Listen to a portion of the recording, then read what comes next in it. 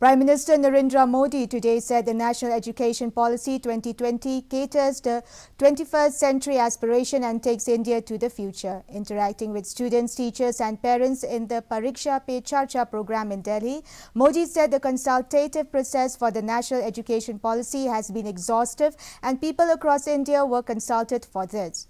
He said outdated ideas and policies from the 20th century cannot guide India's development trajectory in the 21st century. He said country has to change with the time.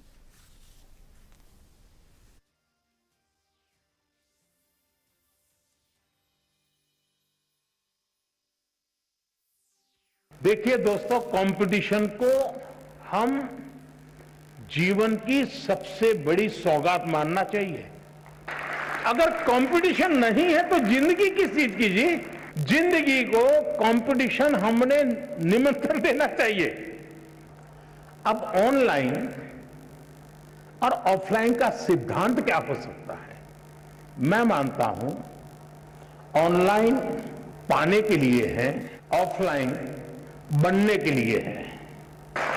Online को आपका आधार मजबूत करने के लिए उपयोग करें, आपको offline में उसको जाकर के जीवन में साकार करना है।